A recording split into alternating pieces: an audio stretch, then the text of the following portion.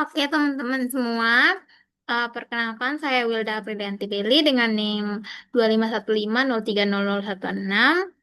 Dari Prodi Farmasi Undana akan menjelaskan tentang sistem dispersi, khususnya pada emulsi dan suspensi. Yang pertama kita akan lihat definisinya dulu. Untuk definisi dari suspensi pada slide ini sebenarnya ada tiga definisi. Tapi secara sederhananya suspensi itu adalah sediaan obat berbentuk cair yang di dalamnya itu terdapat bahan aktif berupa partikel padat halus yang tidak larut. Nah, karena sifatnya yang tidak larut, partikel padat ini terdispersi atau tersebar secara merata di dalam cairan pembawanya atau fase pembawanya. Nah, mengingat ukuran partikelnya yang cukup besar atau kasar, em, suspensi ini dia itu rentan mengalami yang namanya pengendapan akibat gaya gravitasi.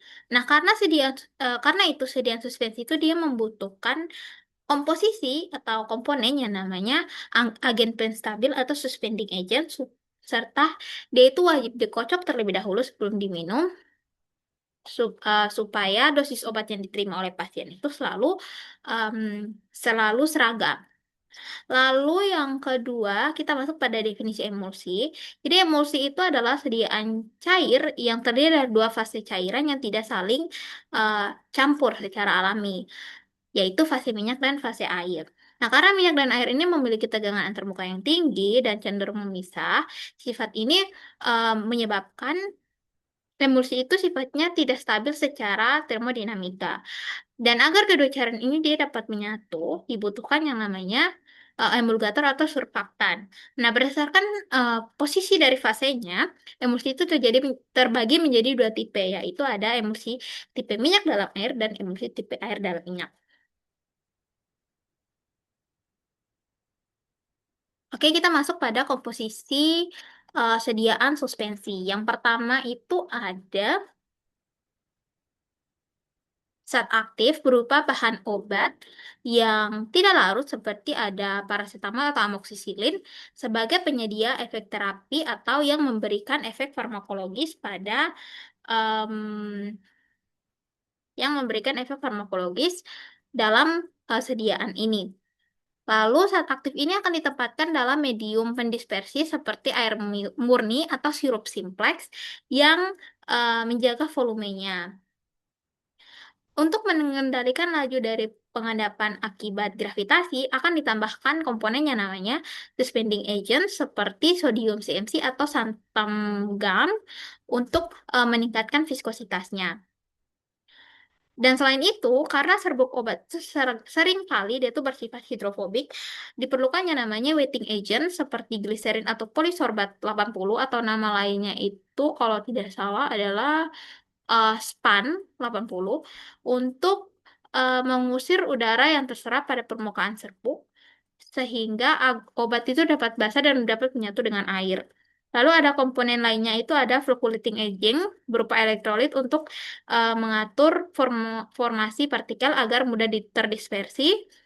Lalu ada pH buffer untuk menjaga stabilitas kimia dan pengawet seperti metil paraben untuk mencegah terjadi pertumbuhan mikroba dan pemanis pewarna dan perasa untuk meningkatkan estetika dan kenyamanan pasien dalam meminum obat.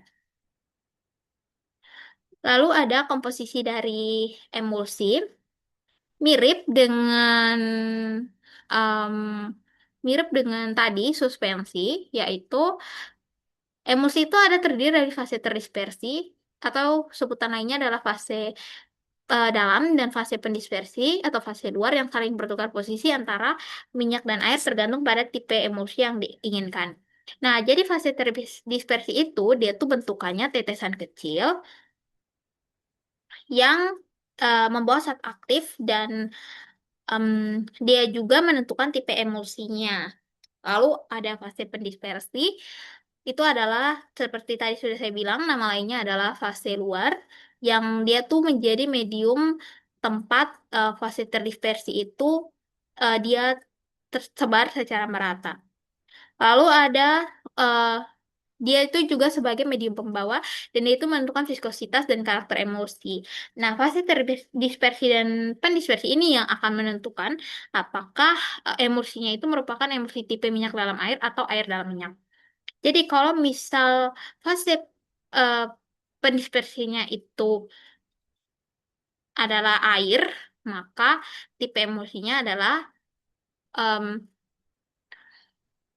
tipe emulsi air dalam minyak. Sedangkan kalau misal fase pendispersinya air, maka em, maka tipe emulsinya adalah minyak dalam air. Lalu ada em, jantung dari stabilitas emulsi, yaitu emulgator seperti Twin 80 atau gom Arab yang kerjanya dengan menurunkan tegangan antarmuka. Emulgator ini kerjanya diperkuat oleh adanya koemulgator seperti setil alkohol. Nah, komposisi emulsi juga ada yang namanya thick- thick- thickening agent untuk mengentalkan fase kontinu dan memperlambat pemisahan fase. Contohnya ada karboksimetil selulosa, santan gam, atau karbopol. Lalu ada pengawet untuk untuk mencegah terjadinya pertumbuhan mikroba atau kontaminasi oleh mikroba pada fase air, serta antioksidan seperti BHT atau vitamin E untuk memproteksi fase minyak supaya dia itu tidak mengalami oksidasi atau ketengikan atau baunya itu jadi jelek, baunya tuh jadi tengik. Terus untuk emisi topikal ditambahkan yang namanya humektan untuk dia tuh menjaga kelembapan dari sediaan supaya tidak mudah mengering. Lalu ada pemanis dan pewarna khusus untuk varian emulsi oral untuk meningkatkan penerimaan pasien. Fungsinya seperti pada suspensi dan juga pada sediaan larutan, yaitu untuk meningkatkan penerimaan pasien terhadap sediaan dan dengan penerimaan pasien yang lebih meningkat, maka kepatuhan minum obat pasien juga akan lebih em, meningkat juga. Lalu produknya atau tampilan dari sediaannya itu akan lebih menarik untuk dilihat. Selanjutnya ada profil dari suspensi.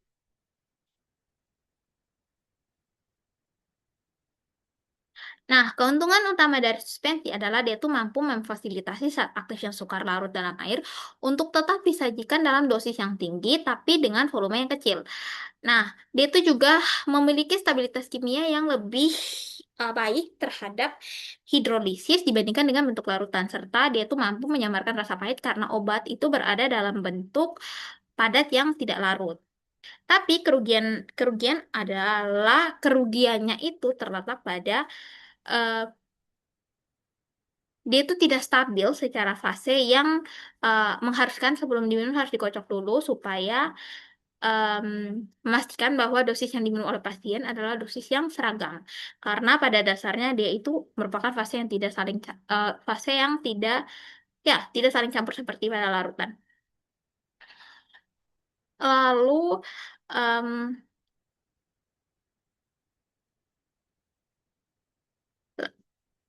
lalu pada em, dia tuh juga kekurangannya mungkin dia tuh punya potensi untuk mengiritasi saluran pencernaan karena partikelnya itu eh, mungkin saja bisa terlalu kasar atau misal tidak sesuai. Lalu dia tuh juga memerlukan bahan tambahan sehingga dia punya formulasi itu lebih kompleks, yaitu seperti yang tadi sudah dibilang suspending agent atau heating agent dan pengawet untuk bisa menjaga stabilitas dari sediaan. Kegunaan klinisnya biasanya suspensi ini eh, ada tersedia untuk obat antibiotik seperti amoxicillin suspensi, lalu ada paracetamol suspensi, ada antasida suspensi, lalu pokoknya untuk obat yang kondisinya tuh memerlukan dosis yang tinggi dengan volumenya yang kecil. Lalu biasanya itu digunakan pada pasien anak atau pasien yang kesulitan menelan sediaan padat seperti tablet atau kapsul. Lalu ada profil dari emulsi. Sediaan emulsi itu punya keuntungan yang sangat besar. Di antaranya dia itu mampu meningkatkan palatabilitas obat dengan cara dia itu mengunci zat aktif minyak yang berbau dan berasa tidak enak dalam fase dalam. Lalu dia itu juga mempermudah penghantaran obat-obat yang bersifat lipofilik, serta dia itu menaikkan juga bioavailabilitas dan absorpsi obat dalam tubuh karena luas permukaan droplet yang sangat besar. Tapi di sisi lain dia itu juga punya eh, kerugian, yaitu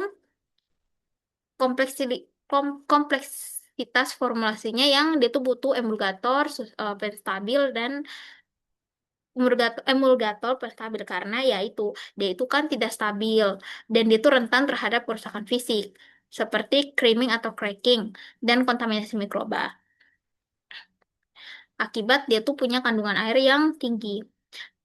Selain itu, masa simpannya juga relatif pendek karena ya pada dasarnya dia tidak stabil. Jadi pasti masa simpannya itu akan relatif pendek. Terus dia juga sensitif terhadap perubahan suhu dan pH. Lalu biaya produksinya lebih tinggi karena komponennya cukup banyak. Dan em, seperti emulsi, dia itu juga perlu pengocokan sebelum digunakan. Ini untuk persediaan oral supaya memastikan bahwa dosis yang diminum oleh pasien adalah dosis yang seragam. Terus untuk kegunaan klinisnya, ini adalah pemberian nutrisi secara parenteral. Ini digunakan pada kasus pasien yang punya kerusakan pada saluran cernanya atau saluran pencernanya itu tidak bisa berfungsi dengan baik sehingga nutrisinya itu harus diberikan secara parenteral atau bisa saja pada pasien yang mengalami koma atau pasien yang ada pada ICU yang memiliki gangguan untuk bisa makan secara normal, maka em, dapat diberikan emulsi pemberian nutrisi dalam bentuk emulsi parenteral. Lalu ada uh, kosmetik atau skincare seperti sunscreen atau lotion. Lalu ada terapi untuk pasien dengan gangguan menelan seperti pada suspensi untuk pasien yang tidak bisa atau dia tuh susah untuk menelan sediaan padat.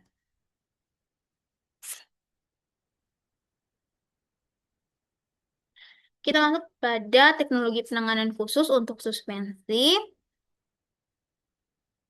Pembuatan suspensi itu memerlukan perhatian pada setidaknya ada 4 hal utama untuk memastikan suspensi itu adalah suspensi yang dihasilkan adalah suspensi yang bermutu.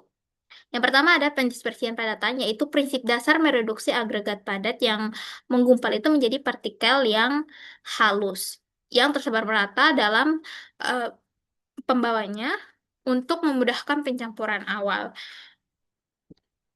Yang kedua ada uh, mengoptimalkan peran dari suspending agent seperti tadi ada siensena atau santangan yang dia bertindak untuk meningkatkan viskositas medium kontinu untuk memisahkan dan mengunci partikel supaya dia itu tidak saling mendekat.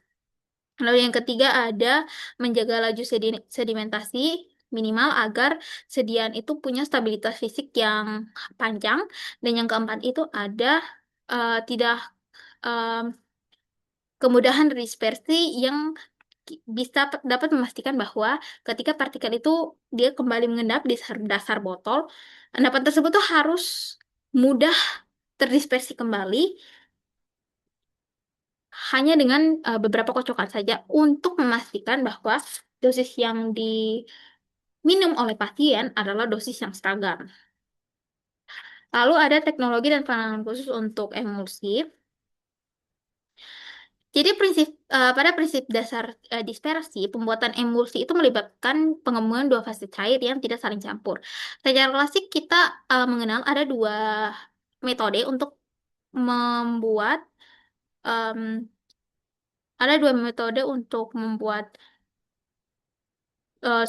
emulsi dengan bahan gom. Yang pertama adalah metode gom kering atau nama lainnya adalah metode gom kontinental, di mana emulgator gom itu dicampur terlebih dahulu dengan minyak secara langsung, baru kemudian ditambahkan air sekaligus untuk membentuk korpus emulsi primer. Metode ini lebih cepat dan cocok untuk pemula. Lalu yang kedua itu ada uh, metode gom basah atau nama lainnya adalah metode Inggris. Dia itu dilakukan di mana dengan cara kita itu memasukkan atau melarutkan gom dalam air dulu sampai dia tuh membentuk seperti lendir atau mucilage, lalu baru kemudian kita mencampurkan atau kita menambahkan minyak sedikit demi sedikit. Nah, metode ini itu memberikan pengendalian viskositas yang jauh lebih baik dibandingkan dengan edi yang lebih baik. Nah, di luar metode tersebut, faktor yang mempengaruhi stabilitas jangka panjang dari emulsi itu adalah pemilihan nilai HLB atau hydrophile lipophile balance. Nah, yang tepat pada surfaktan. Hal ini untuk mencegah terjadinya kerusakan fisik berupa creaming atau cracking pada sediaan. Lalu ada teknologi dan penanganan khusus berdasarkan karakteristik bahan. Untuk bahan yang hidrofobik pada suspensi yang menolak air, kita wajib menambahkan yang namanya wetting agent seperti gliserin atau um, untuk kita tuh dapat menurunkan sudut kontak permukaan permukaan supaya serbuk itu lebih mudah dibasahi. Lalu yang kedua untuk bahan yang termolabil yang sensitif dan mudah rusak oleh panas, penambahan zat aktif tersebut ke dalam formula harus dilakukan secara khusus hanya setelah suhu basisnya itu sudah turun ke suhu kamar supaya dapat mencegah terjadinya degradasi zat aktif. Lalu yang ketiga, untuk zat aktif yang mudah teroksidasi oleh udara atau cahaya, kita wajib menambahkan senyawa antioksidan seperti BHA atau BHT, serta kita harus kemas produk akhirnya itu dalam wadah um, yang kedap udara dan kedap cahaya supaya kita mencegah terjadinya reaksi oksidasi. Lalu yang terakhir adanya eh, kehadiran elektrolit yang em, tinggi dengan konsentrasi yang tinggi, kita harus waspadai dan kita harus kontrol dengan ketat karena muatan listriknya itu bisa merusak lapisan film yang em, ada pada partikel terdispersi sehingga yang hal ini bisa saja memicu terjadinya kegagalan sistem berupa gejala cracking pada suspensi atau creaming pada emulsi. Lalu ada fenomena ketidakstabilan emosi dan suspensi. Karena emosi dan suspensi itu secara alami memang tidak stabil secara termodinamika, kedua sediaan ini memang rentan terhadap um, penurunan efikasi dan ketidaktepatan dosis jika memang penanganannya itu keliru. Nah, pada sediaan emulsi ada 5 gejala atau eh, lima fenomena terjadinya kerusakan fisik. Yang pertama itu ada creaming atau pergerakan droplet ke atas. Jadi, misal pada fase minyak dan air, fase minyaknya itu semuanya naik ke atas, sehingga terjadinya eh, pemisahan fase yang jelas. Lalu ada flokulasi, yaitu penggumpalan droplet. Ada koalescensi, yaitu pengembungan droplet menjadi lebih besar. Jadi kalau misal ya kembali pada misal contohnya itu suspensi minyak dalam air, maka droplet-droplet minyak itu akan eh, bergabung satu dengan yang lainnya menjadi gumpalan minyak yang besar dan terpisah dari fase airnya. Lalu ada fenomena cracking atau breaking, itu pemisahan fase minyak dan air secara permanen. Jadi kita tidak bisa em, mengembalikan bentuk emulsinya ke yang stabil atau kita tidak bisa mendispersikan kembali saat fase terdispersinya karena sudah terjadi pemisahan fase secara permanen. Dan ada juga fenomena yang namanya inversi fase, yaitu perubahan tipe emulsi dari air dalam minyak menjadi minyak dalam air dan sebaliknya.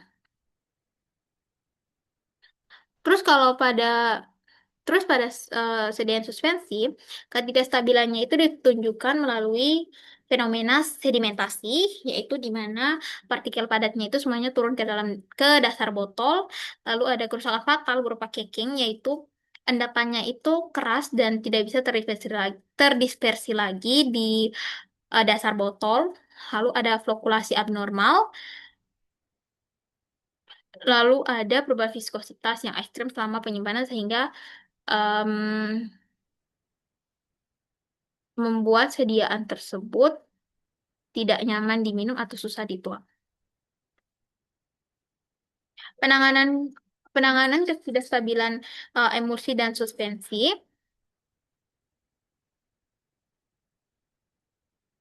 Untuk suspensi, langkah yang dapat kita tempuh adalah dengan mengoptimalkan penggunaan dari suspending agent yang berkualitas. Lalu kita melakukan pengaturan partikel serbuk lewat penggilingan, lalu mengendalikan derajat flokulasi supaya endapan tetap longgar. Maksudnya adalah eh, kita itu harus apa ya? Kalau misal pada suspensi itu ukuran partikelnya itu tidak boleh terlalu halus karena ukuran partikel yang terlalu halus itu dapat menyebabkan eh, peristiwa yang mana itu akan terjadi sedimentasi yang keras gitu. Jadi maksudnya kalau misalnya partikel yang terlalu halus, dia itu memang lambat untuk terjadi sedimentasi. Tapi sayangnya kalau misal partikel yang terlalu halus, ketika sudah terjadi sedimentasi, kita sangat susah untuk terinspeksi kembali karena potensi dia membentuk sedimentasi yang keras itu sangat besar ketimbang dengan em, ukuran partikel yang lebih kasar. Karena ukuran partikel yang lebih kasar itu dia itu em, lebih longgar sehingga kalau misal dia terjadi sedimentasi dan kita eh, mendispersikannya kembali dengan pengocokan, dia akan naik kembali. Tapi kalau em, untuk yang partikelnya kecil itu susah sehingga kita perlu kontrol ukuran partikelnya. Lalu kita harus menjaga kondisi penyimpanan pada suhu yang ideal serta kita harus menambahkan zat antimikroba untuk mencegah terjadinya kontaminasi atau pertumbuhan mikroba pada sediaan. Sedangkan untuk penanganan pada sediaan emulsi, fokus utamanya itu harus pada pemilihan jenis dan konsentrasi emulgator yang sesuai. Lalu kita harus menambahkan antioksidan pengawet, fungsinya tentunya sama untuk mencegah terjadinya oksidasi eh, pada sediaan dan mencegah pertumbuhan mikroba. Lalu kita harus mengatur suhu atau kondisi penyimpanan yang ketat, lalu melakukan pengurangan ukuran droplet minyak menggunakan mesin yang namanya homogenizer tingkat tinggi supaya gaya tolak-menolak antar droplet itu dapat tetap terjaga. Lalu evaluasi sediaannya itu mirip. Sebenarnya ini mirip-mirip saja sih sama larutan, cuman ada beberapa hal saja yang berbeda. Yang pertama itu uji organoleptik, tujuannya untuk kita mengetahui apakah em, penerimaan sediaan dan deteksi perubahan fisik paling mudah dilakukan pada sediaan. Caranya itu sesuai namanya, kita amati sediaan menggunakan panca indera kita lihat warnanya, kita eh, cium baunya, kita kecap rasanya, dan kita lihat bentuk sediaannya. Lalu kita bisa juga lakukan dengan cara kita bandingkan kondisi sediaan pada awal pembuatan atau setelah dibuat dengan setelah penyimpanan selama mungkin beberapa minggu atau beberapa bulan. Dan kalau misal ada perubahan kita catat. Kalau misal kriteria atau standar atau yang mengidentifikasi dia itu tetap stabil adalah tidak terjadi perubahan pada bau, warna, dan tekstur, dan dia itu tidak terjadi pengumbalan atau pemisahan fase atau sedimentasi. Untuk uji nilai pH, itu kita tujuannya untuk menjaga stabilitas zat aktif dan memastikan keamanan dan kenyamanan em, ketika dikonsumsi. Cara evaluasinya bisa dengan menggunakan pH meter, dengan mencelupkan pH meter pada eh, sampel, sampel dari suspensi, lalu kita lihat angkanya itu ada di berapa. Kalau misal rentangnya itu masih di pH 4 sampai 6, artinya suspensi tersebut masih stabil. Lalu ada volume sedimentasi, yaitu Dia itu tujuannya untuk memastikan sediaan tidak cepat mengendap. Artinya dia tuh memastikan sediaan tidak cepat mengendap. Caranya dengan kita memasukkan emulsi ke dalam gelas ukur, lalu kita diamkan selama beberapa jam atau beberapa hari, lalu kita ukur volume endapan yang terbentuk, dan kalau misal sedimentasinya itu berlangsung lambat dan dia tuh eh, sedimentasinya itu berlangsung lambat dan dia tetap stabil, artinya dia itu masih boleh dikonsumsi. Lalu ada viskositas, kita untuk menjamin kestabilan fisik dan menjamin sediaan mudah saat dituang. Caranya dengan kita uji dengan viskometer, yaitu kita masukkan sampel em, ke dalam gelas beker misal atau gelas dari viskometer, lalu kita celupkan spindle ke dalamnya dan kita jalankan pada air band tertentu, lalu kita catat hasil atau nilai viskositas eh, yang ada. Lalu rentang optimalnya, rentang yang menandakan bahwa viskositasnya itu sesuai, itu ada di rentang 37 sampai 396 centipoint. Lalu ada redispersibilitas, yaitu dia itu memastikan bahwa eh, suspensi tersebut tetap dapat terdispersi secara baik kembali em, ketika dikocok untuk memastikan bahwa dosis yang digunakan oleh pasien nantinya itu adalah dosis yang homogen. Caranya itu bisa dengan kita mendiamkan suspensi sampai dia itu terbentuk sedimentasi atau terbentuk endapan. Lalu kita balikan wadahnya 180 derajat, lalu kita lihat, kita amati seberapa mudah partikel yang tadi sudah mengendap itu terdispersi kembali ke dalam larutan. Dan kalau misal dia itu mudah terdispersi kembali dan tidak ada hard cake atau endapan yang keras di dasar botol, artinya em, suspensi tersebut masih stabil. Lalu ada ukuran partikel. Hal ini untuk mencegah terbentuknya endapan keras atau caking pada sediaan.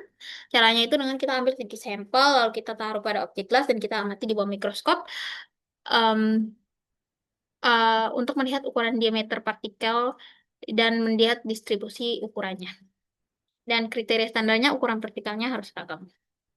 Lalu ada uji evaluasi dan emulsi, sama saja untuk uji organoleptik, yaitu dengan kita melihat em, warna, bau, rasa, bentuk, tekstur dari sediaan. Lalu ada uji homogenitas, itu kita memastikan bahwa emulsi itu dapat tercampur merata dan terdispersi dengan baik dalam media pendispersinya. Yaitu kita misal ambil sedikit sampel, lalu kita oleskan pada eh, objek gelas, lalu kita amati secara visual dengan mikroskop untuk memastikan apakah ada gumpalan atau ada fase terdispersi yang tidak terdispersi secara merata. Dan kalau misal memang tidak ada itu semua, berarti sediaannya itu masih stabil dan layak dikonsumsi. Lalu ada uji pH sama seperti em, suspensi tadi dengan pH meter, tapi parameternya itu ada berbeda karena untuk emulsi oral pH-nya itu ada di rentang 5 sampai 7 dan emulsi topikal itu pH-nya ada di rentang 4 sampai 8. Lalu ada uji timba emulsi untuk melihat apakah emulsi tersebut adalah emulsi tipe air dalam minyak atau tipe minyak dalam air. Nah, caranya itu dengan kita meneteskan, maaf, emulsi pada objek gelas, lalu kita tambahkan 1 sampai 2 tetes pewarna yang namanya metilen blue atau metilen biru, dan kita lihat penyebaran warnanya pada sediaan. Mengapa menggunakan metilen biru? Karena metilen biru ini adalah pewarna yang sifatnya polar. Jadi ketika kita lihat di bawah mikroskop, kalau misal warna birunya itu merata, tersebar secara merata. Artinya, tipe emulsi tersebut adalah tipe emulsi minyak dalam air. Dan sebaliknya, kalau misal tidak tersebar secara merata, artinya tipe emulsi tersebut adalah tipe emulsi air dalam minyak. Ini merupakan eh, parameter pengujian penentuan tipe emulsi dengan memanfaatkan fluoresensi em, dari dari sampel.